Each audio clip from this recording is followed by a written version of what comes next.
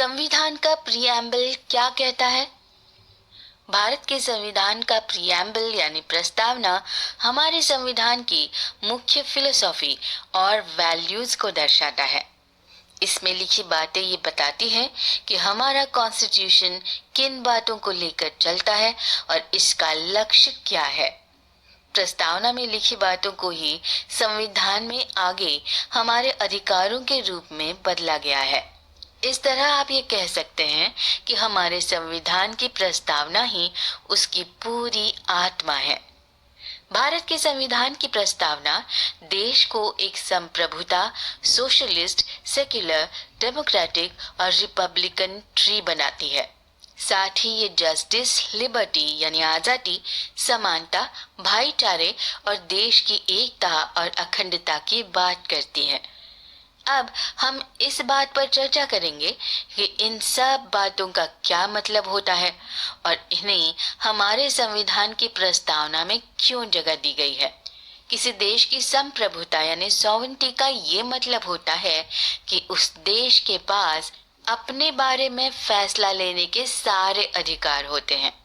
हालांकि संप्रभुता दो तरह की होती है, एक आंतरिक और दूसरी बाहरी। बाहरी संप्रभुता का ये मतलब होता है कि दुनिया का कोई भी देश भारत को अपने देश के बारे में फैसला लेने के लिए मजबूर नहीं कर सकता और ना ही देश में लिए गए किसी फैसले को बदलने के लिए कह सकता हो। इसका मतलब ये हुआ कि भारत में कौन सा काम किस तरह से होगा ये सिर्फ भारत की सरकार या देश की जनता ही तय कर पाएगी, न कि दुनिया का कोई दूसरा देश या फिर कोई बाहरी संगठन। इसके बाद प्रस्तावना में भारत को एक सोशलिस्ट देश कहा गया है। इसका मतलब होता है कि भारत की सरकार हमेशा गरीबों के कल्याण की बात दिमाग में रखकर काम करेगी और कभी भी उनका शोषण नहीं होने देगी। फिर आता है सेक्युलरिज्म, जिसका मतलब होता है कि भारत सरकार किसी एक धर्म के साथ अपने आप को जोड़कर नहीं देखेगी। ऐसा माना जाता है कि साल 1947 में भारत के दो टुकड़े करके पाकिस्तान नाम का एक अलग देश बनाया गया था। उस वक्त पाकिस्तान को अलग करने के लिए धर्म के नाम पर ही मुहिम चलाई गई और ये कहा गया कि मुसलमानों के लिए एक अलग देश की जरूरत है। ऐसे में भारत में रह गए हिंदुओं और मुसलमानों के बीच एक खाई पैदा होना बहुत साधारण बात थी। तब भारत के नेताओं ने ये तय किया कि हम भारत को एक धार्मिक देश बनाने की जगह एक सेक्युलर देश बनाएंगे, जिसमें सभी धर्मों के सभी लोगों के लिए एक बराबर जगह होगी। ऐसा सोचकर ही हमारे संविधान के निर्माताओं ने भारत को किसी एक धर्म के साथ जोड़कर कभी नहीं देखा। साथ ही यही वजह है कि हमारे संविधान की प्रस्तावना में भारत को एक सेक्युलर यानी धर्मनिरपेक्ष देश कहा गया है। अब आखिर में प्रस्तावना ये कहती है कि भारत एक डेमोक्रेटिक रिपब्लिक देश है, जिसका मतलब होता है कि यहाँ की सरकारों को हर 5 साल में इस देश की जनता द्वारा चुना जाता है। साथ ही साथ इस देश की जनता के बीच आपस में धर्म, जाति, रंग या लिंग को लेकर कोई भी भेदभाव नहीं किया जा सकता। इसके पश्चात लोकतंत्र यानी डेमोक्रेसी को भी आप 3 हिस्सों में बांट सकते हैं, पहली पॉलिटिकल, फिर इकोनॉमिक और फिर आखिर में सोशल डेमोक्रेसी। पॉलिटिकल डेमोक्रेसी का मतलब होता है कि भारत के सभी लोगों को अपनी सरकार खुद चुनने और वोट देने का हक मिलता है। लेकिन सिर्फ पॉलिटिकल डेमोक्रेसी से ही कोई देश नहीं चल सकता और ना ही उस देश के लोगों का भला हो सकता है।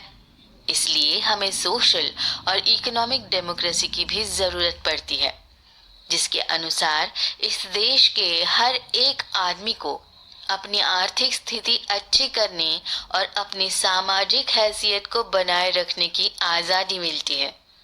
क्योंकि जाति और गरीबी से जूझ रहे किसी देश में सिर्फ पॉलिटिकल डेमोक्रेसी के भरोसे कोई बदलाव नहीं आ सकता।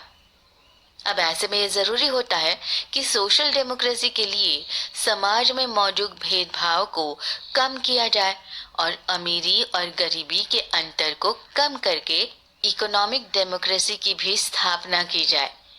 संविधान के निर्माता कहे जाने वाले डॉक्टर भीमराव अंबेडकर का भी यही कहना था कि सोशल और इकोनॉमिक डेमोक्रेसी के बिना पॉलिटिकल डेमोक्रेसी किसी भी काम की नहीं रह जाती।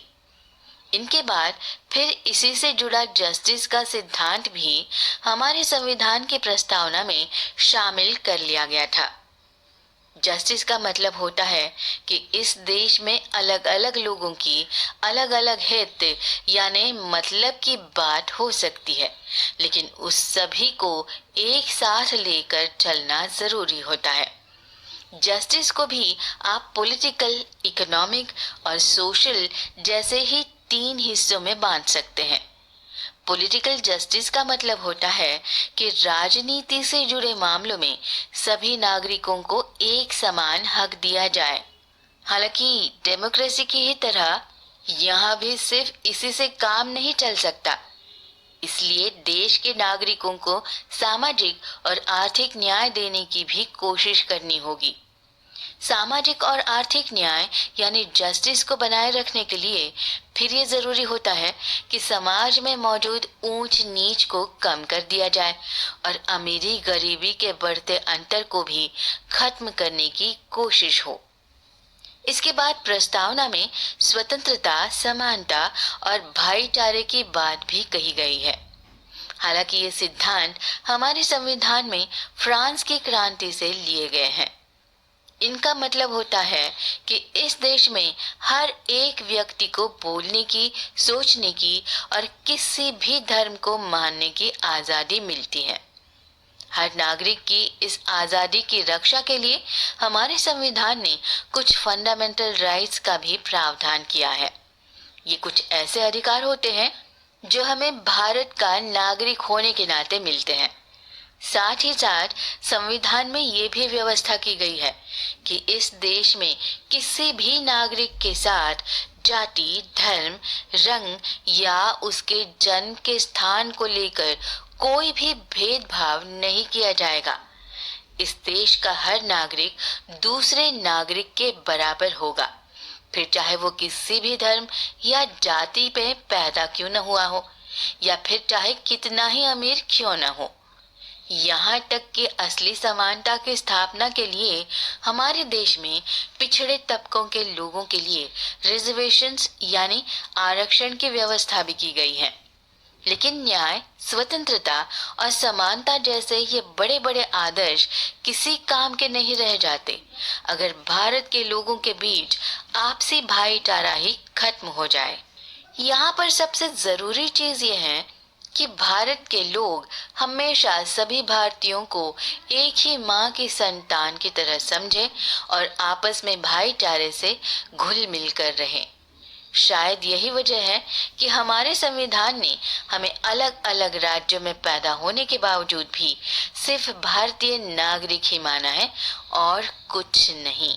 भाईचारे के इस सिद्धांत की जरूरत इसलिए थी और हमेशा होगी जिससे कि इस देश का हर नागरिक एक भारतीय होने के नाते गरिमा और इज्जत से अपनी जिंदगी जी सके। इस इज्जत और गरिमापूर्ण जिंदगी के लिए ये जरूरी था कि हम एक ऐसे देश का निर्माण करें जो अपनी एकता और अखंडता को बनाए रखे। हमारा आपसी भाईचारा ही एक मजबूत देश का निर्माण कर सकता है और एक मजबूत देश ही हमारे आपसी भाईचारे को बनाकर रख सकता है। इसीलिए संविधान की प्रस्तावना में भारत की अखंडता और एकता को भी जगह दी गई है।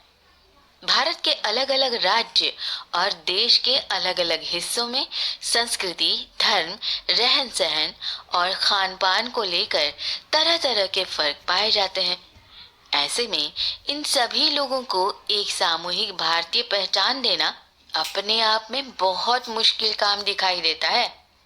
ऐसे में अपनी अलग अलग पहचान को बनाए रखते हुए आखिरकार हम सब भारतीय हैं।